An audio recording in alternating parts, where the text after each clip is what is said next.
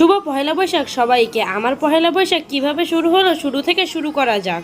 A few moments later. Pohela Boishakh উপলক্ষে আজ আমরা সপরিবারে মাঞ্জা মেরে রেডি হয়ে নিচ্ছি মেলায় যাওয়ার উদ্দেশ্যে। এই পহেলা বৈশাখ জানো বাঙালিদের নতুন সূচনা। এই পহেলা বৈশাখ ঘিরে আছে হাজারো ইতিহাস এবং ঐতিহ্য। আজ 14ই এপ্রিল পুরা বাংলাদেশে অনুষ্ঠিত হয়ে গেল এই পহেলা বৈশাখ। তো আমরাও মেলায় যাওয়ার জন্য রেডি হয়ে নিচ্ছি। এখানে আমি তো রেডি হয়ে গেছি শাড়ি টাড়ি পরে, কিন্তু আমার মেয়ে সে ছিল ঘুমিয়ে। ঘুম থেকে উঠিয়ে তাকে যখন রেডি করাতে গেলাম সে মনে মনে বলছে এই সব কি ব্যবহার। এইতে তো সে রাগ হয়ে যে তার বাবাকে দিয়ে দিল এক লাথি। এদিকে বাবুর বাবার কাণ্ডটা দেখেন, বাবুর পায়ের আঙ্গুল বের হয়ে আসে আর তার জুতা পরানো নাকি কমপ্লিট। মানে বাচ্চাটা যে বিরক্ত প্রকাশ করতেছে, এরকম একটা যার বাপ আছে সে তো বিরক্ত প্রকাশ করবেই। তো কোন রকম যুদ্ধ জয় করে আমরা বের হয়ে গেলাম। বাসার পাশে স্কুল মাঠে এই অনুষ্ঠানটি অনুষ্ঠিত হচ্ছিল, তাই যাইতে আর বেশি সময় লাগায় নাই। এদিকে যাইয়া রাইজার ফুপিরে কল দিতেছিলাম, কিন্তু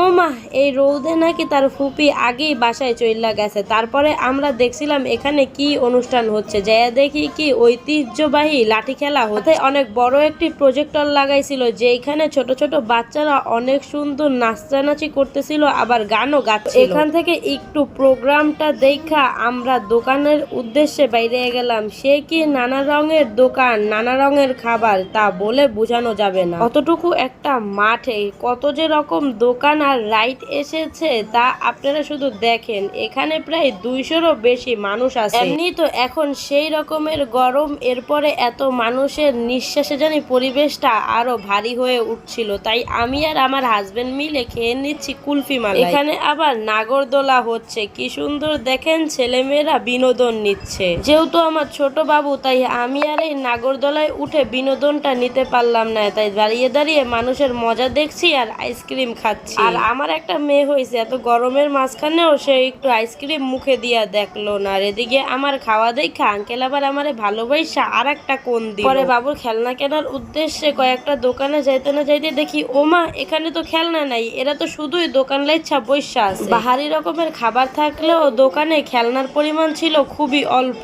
তাই আমি একটা ঢোল নিয়ে চলে আসলাম খাবার ফ্রাই করতে। প্রথমেই আমি যেই খাবারটি খেয়ে নিজে সাইডা বাস নিছি সেটা হইলো বুট দিয়া বট দিয়ে এখানে রান্না করছিল। কি যে বাজে খেতে, আমি কিছু বলতেও পারছিলাম না, সহ্যও করতে পারছিলাম না। কারণ রূপা যদি জানতে পারে ওর টাকা আমি নষ্ট করছি তাহলে তো আমার খবর আছে। খাচ্ছিলাম আর চুপচাপ দেখছিলাম ওই বাচ্চাদের নাচটা। এখানে দেখেন আমার হাজবেন্ডের কি বিধ্বস্ত অবস্থা। ওখানে বাজে বুট খাইয়াও আমার শিক্ষা হয় নাই। আমি আবার এই জায়গায় আইসা ডিমের চপ, রসুনের চপ ট্রাই করতেছি। আপনারা একটু খেয়াল করলে দেখবেন প্রথম দিকে আমার কানের দুল ছিল, কিন্তু পরে এই ভিড়ের মাঝখানে আমার কানের দুল খুইলা পইরা গেছে। এদিকে ডিমের চপটা এত গরম ছিল আমি খাইতেই পারতেছিলাম। তারপর আমি একটা ঠান্ডা দেখা রসুনের চপ নিলাম। এদিকে আমার মরিচ খাওয়ার দেখা আশেপাশের মহিলাগুলো আমার দিকে অদ্ভুত ভাবে তাকায় আছে। এদিকে তো আমি নিজের মতো খেয়ে যাচ্ছিলাম, কিন্তু অনেকক্ষণ ধরেই খেয়াল করছিলাম একটা ছেলে আমার দিকে অনেকক্ষণ যাবত তাকায় আছে, রাইজার বাবা থাকার সত্ত্বেও। কি আর বলবো বলেন, আজকালকার ছেলেদের মেয়ে দেখলে শুধু তাকাইয়াই থাকতে ইচ্ছা করে, সেটা হোক বিবাহিত কিংবা অবিবাহিত।